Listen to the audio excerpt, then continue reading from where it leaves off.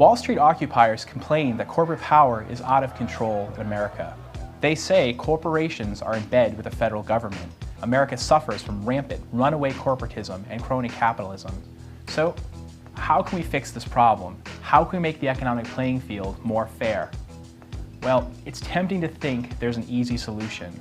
All we need to do is increase government's power to control and police corporations and the economy. The thinking is that government, unlike corporations, is accountable to the people. But that solution might be the very thing causing the problem. When you give government the power to pick winners and losers in the economy, the rich and well-connected will be the winners. Here are 2 reasons why. First, the power to regulate the economy is the same thing as the power to distribute favors. This is because when government agencies have the power to regulate industries, grant subsidies, or otherwise control the rules of the economic game, their decisions have huge financial repercussions on the groups involved. So corporations have a massive incentive to try to influence how that power gets used.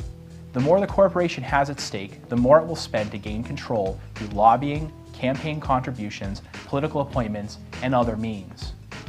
Pick any sector: finance, agriculture, healthcare, automotive manufacturing, or countless others. You can bet that the regulations currently in place were influenced by, sometimes even partially written by, one or more of the corporations they regulate. Second, regulations hurt small businesses more than they hurt big businesses. So more regulations means we end up with more big businesses. And this isn't just because of the lobbying big businesses do.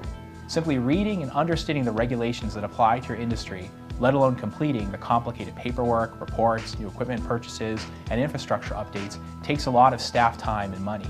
Large, established companies can more easily hire staff to focus solely on compliance and pay for necessary upgrades and other costs, while many small businesses can't afford to do any of these things, meaning they have to close, they limit expansion, or they never start up in the first place. The Small Business Administration, a government agency, estimates that it costs a small business with 20 or fewer employees around 40% more to comply with government regulations than it costs a large company with 500 or more employees. So, extensive government regulation, by its very nature, encourages the success of larger and larger companies, while hurting existing small businesses and discouraging the start of new ones. These are just a couple of the ways in which the current collusion between corporations and government is a result of government power. It may seem paradoxical, but if we reduce government power over the economy, then corporations will have less power to compete for, fewer privileges to seek, fewer subsidies to enjoy, and no agencies to capture. There will be a more level playing field for large and small firms alike. Cronyism and corporatism are like runaway fires. In important ways, government power over the market just throws more fuel on the fire. If we want to kill the fire, we need to cut the fuel. Still have questions? Try clicking on one of our other videos.